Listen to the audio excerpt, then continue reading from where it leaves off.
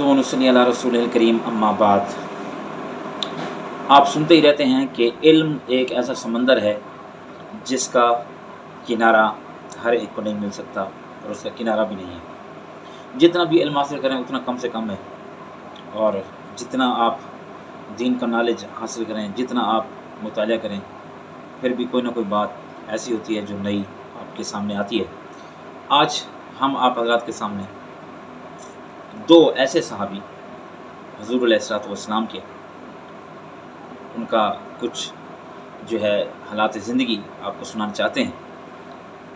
मैं क्योंकि मेरा ताल्लुक़ भी एक इल्मी हवाले से, लोग उलमा कहते हैं, बस असल चीज़ जो है कि अल्लाह पाक कि हाँ बंदा आलिम हो, लोग कहते हैं कि, तो उस हवाले से एक इल्मी हवाले से हमारा ताल्लुक़ है, और अल्लाह पाक इन लोगों की ज़बान पे जो जारी होता है अल्लाह के यहाँ भी वो कबूल हो। तो उस हवाले से मेरे सामने भी ऐसी बातें नहीं थी, मैं सीधी आपको बात कर रहा हूँ। तो जब मेरे सामने नहीं तो आवाम के सामने कैसे होंगी? हम आपको दिखाते हैं और उसके बारे में आप हमें बताइएगा कि आपने ये जो सुना है। मुझे तो ऐसी ये बात हज़म होते होते जो है वो काफ़ी जो है दिक्कत हुई, और अब भी नहीं हो रही, तो लेकिन हकीकत जो उसको तस्लीम करना पड़ता है। तो ऐसी बातें जो है वो अक्सर बताई भी नहीं जाती। आपने नाम सुना होगा मोहम्मद बिन अबू बकर रज़ी अल्लाह तआला अन्हु, हज़रत अबू बकर सिद्दीक़ रज़ी अल्लाह तआला अन्हु के बेटे हैं, और दूसरा एक अब्दुर्रहमान बिन अबू बकर रज़ी अल्लाह तआला अन्हु, वो भी हज़रत अबू बकर सिद्दीक़ रज़ी अल्लाह तआला अन्हु के बेटे हैं। जो मोहम्मद बिन अबू बकर थे ये हज़रत आयशा रज़ी अल्लाह तआला अन्हा के बाप शरीक भाई हैं, माँ अलग अलग है। इनकी माँ अस्मा बिनत उमैस थी, उनकी उम्र रुमान थी। और जो अब्दुर्रहमान बिन अबू बकर हैं ये बाप और माँ शरीक सके भाई हैं। हज़रत आयशा रज़ी अल्लाह तआला अन्हा के वो भी सके भाई हैं, क्योंकि जब बाप एक हो तो सका ही होता है। इनको किसने कत्ल किया? इन दोनों को किसने शहीद किया? ये दोनों किससे अकीदत और मोहब्बत रखते थे? किस जुर्म की पदाश में इनको शहीद किया गया? मुख्तसर आपको सुनाते हैं। आइए सुनते हैं जनाब मोहम्मद इंजीनियर मोहम्मद अली मिर्ज़ा साहब से कि वो इस बारे में क्या कहते हैं, और आप भी ज़रूर बताएं इस बारे में कि ये आपको नई बात लगी या अब इसके बारे में आपके क्या कमेंट्स हैं, आप ज़रूर बताएंगे। आइए सुनते हैं। सईदा आयशा के भाई थे एक मोहम्मद इब्ने अबी बकर, उनको हज़रत मुआविया रज़ियल्लाहु तआला अन्हु ने कत्ल करवाया था। मोहम्मद बिन अबी बकर 9 हिजरी में पैदा हुए और 30 साल से कम इनकी उम्र थी कि इनको कत्ल कर दिया गया, और इनका बेटा एक ही था कासिम, और कासिम की जो आगे से बेटी थी वो थी फातिमा, जो इमाम जाफर सादिक अलैहिस्सलाम की मां है। अक्सर सुन्नी बड़े फख्र से कह रहे होते हैं बैत के इमाम जो है वो तो हज़रत अबू बकर सिद्दीक़ की औलाद में से है। सर, हज़रत अबू बकर सिद्दीक़ रज़ियल्लाहु तआला की वो उस औलाद से हैं जो बनु उमय्या के बहुत मुखालिफ थी, वो आप वाली वो औलाद नहीं है। तो बड़ी बात की इसकी हदीस है बुखारी में कासिम की, तो मोहम्मद बिन बकर का बेटा है।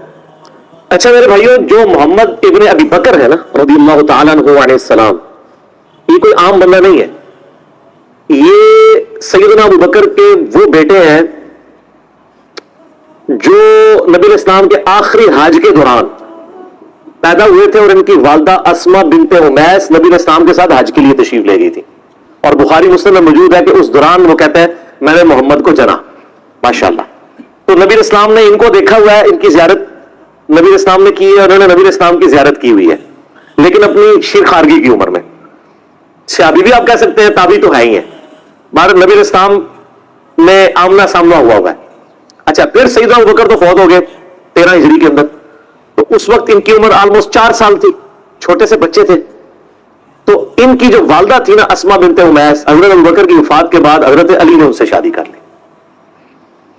अब हजरत अली ने जब शादी की तो इनकी सारी परवरिश मोहम्मद बिन अबी बकर की किसने की? मौला अली ने।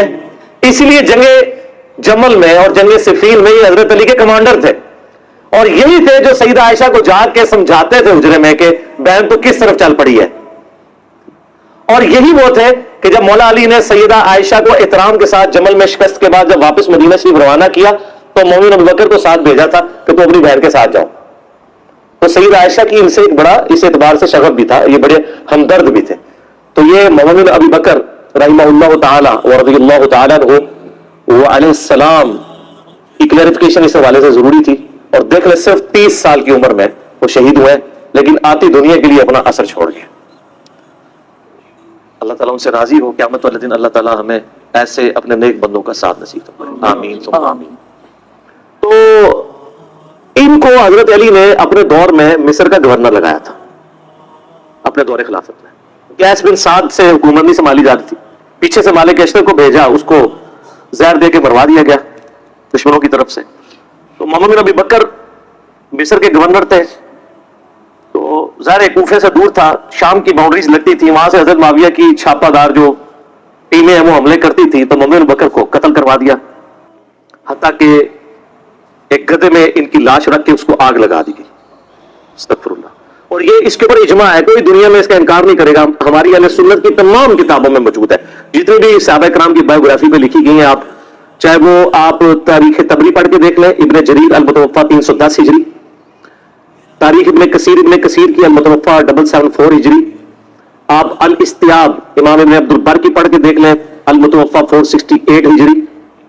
آپ کو ساری کتابوں میں ابن اسیر کی جو ہے اسود الغابہ المتوفا 630 ہجری, جس کی شرح ابن حجر اسقلانی المتوفا 852 ہجری, الاصابہ انہوں نے لکھی. 8000 صحابہ کرام کے حالات زندگی اس میں لکھے ہیں, اردو میں ترجمہ ہو کے آ چکی ہے. آپ اس میں محمد بن ابی بکر کا پڑھ لیں ان کے ساتھ کیا ہوا تھا. حتیٰ کہ صحیح مسلم شریف میں بھی اس کا ذکر موجود ہے. انٹرنیشنل نمبر کے مطابق 4722 اشارتاً صحیح مسلم میں آتا ہے. اما عائشہ سے ایک بندہ مصر سے ملنے کے لیے آیا تو انہوں نے پوچھا ہاں مصر کے حکمران کی کیا حالت ہے, کیونکہ اما عائشہ کے بھائی کو مار کے تو وہاں حضرت معاویہ نے اپنا حکمران لگا دیا تھا اور مصر جو ہے وہ چھین لیا تھا حضرت علی سے. تو ظاہر ہے جو دنیا دار بادشاہ ہوتے ہیں وہ اپنے چمچوں کو نوازتے ہیں, تو ان کا ہمارا جو گورنر وہ تو بہت اچھا ہے, ہمارا خرچہ پانی ختم ہو جائے خرچہ دے دیتا ہے, ہمارا جو گھوڑا مر جائے نیا گھوڑا خرید کے دے دیتا ہے, اور اگر کوئی غلام مر جائے تو نیا غلام دے دیتا ہے. تو سیدہ عائشہ نے کہا کہ جو کچھ تم لوگوں نے میرے بھائی محمد ابن ابی بکر کے ساتھ کیا, تمہارے اس مصر کے گورنر نے اور اس پارٹی نے, یہ بات مجھے اس چیز سے نہیں روکے گی کہ میں تمہیں رسول اللہ کی ایک حدیث سناؤں جو اسی حجرے میں جہاں تم مجھ سے ملنے آئے ہو, اما عائشہ وہ پردے میں ملا کرتی تھی, اسی حجرے میں نے اللہ کے محبوب صلی اللہ علیہ وآلہ وسلم سے سنا تھا کہ آپ علیہ السلام یہ دعا کیا کرتے تھے, اے اللہ جو حکمران اپنی رعایا کے ساتھ سختی کرے تو بھی اس کے ساتھ سختی فرمانا, اور جو اپنی رعایا کے ساتھ نرمی کرے تو بھی اس کے ساتھ نرمی فرمانا.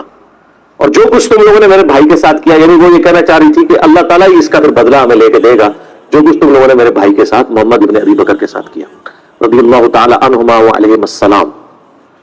تو سیدہ عائشہ اس وجہ سے حضرت معاویہ سے ناراض تھی. یہ تو ایک بھائی کا آپ نے سنا. ایک دوسرا بھائی تھا, وہ تھا عبد الرحمن بن ابی بکر, اور وہ ایسا بھائی تھا کہ اس کی ماں اور سیدہ عائشہ کی ماں بھی سیم تھی. ادھر تو باپ سیم تھا, ماں الگ تھی. عبد الرحمن بن ابی بکر ہمارے سب کانٹیننٹ کے اعتبار سے سگا بھائی تھا. ویسے تو سگا بھائی ہوتا ہے جب باپ ایک ہو جائے ماں ڈیفرنٹ بھی ہو. اس کے بارے میں آپ صحیح بخاری اٹھا کے دیکھ لیں, 4827 نمبر حدیث ہے انٹرنیشنل نمبر کے مطابق.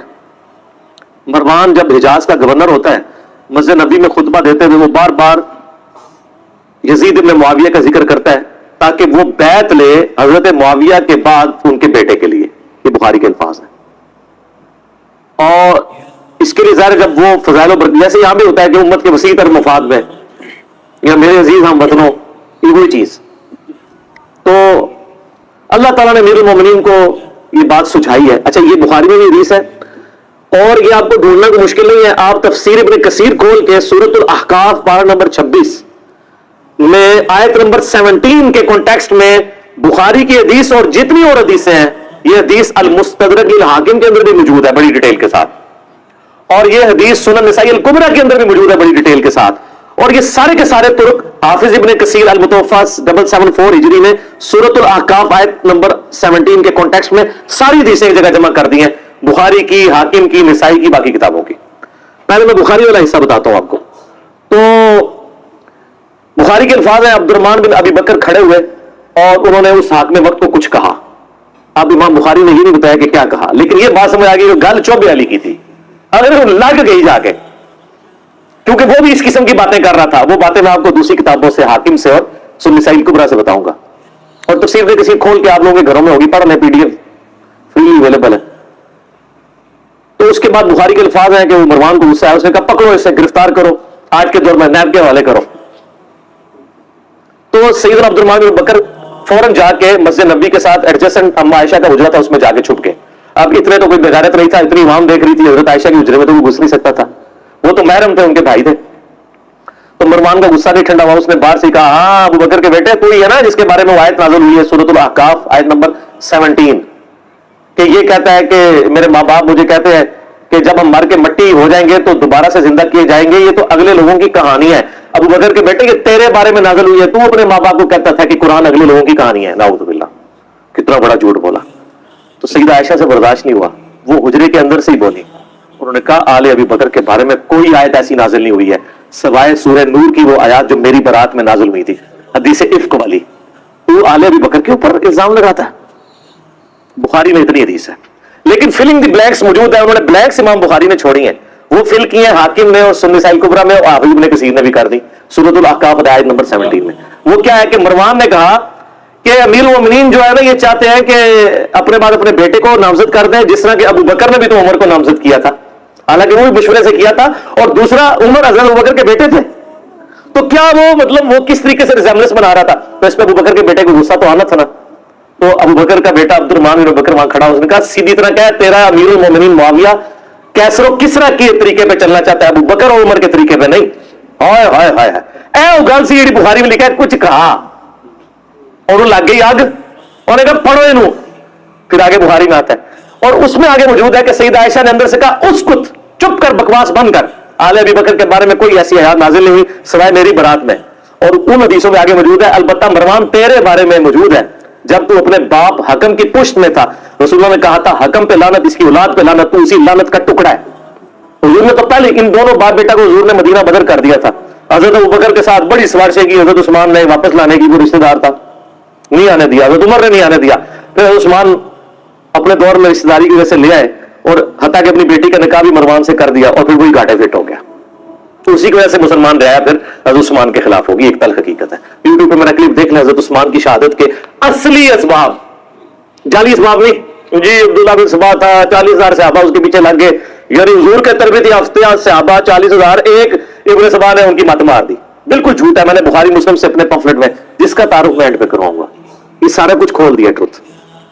اچھا اب ظاہر ہے جب یہ دشمنی ہو تو آپ کیا سمجھتے ہیں دشمنی ختم ہوتی ہے؟ ساری اہل سنت کی تاریخی کتابیں جن کا میں نے حوالہ دیا, اس میں ملتا ہے کہ عبد الرحمن بن بکر پھر جا کے چھپ گئے. کچھ عرصے بعد کسی غار سے ان کی لاش ملی, اور لاش لا کے پھر مکے میں لا کے دفنایا گیا ان کو قبر میں, قبر کے اندر.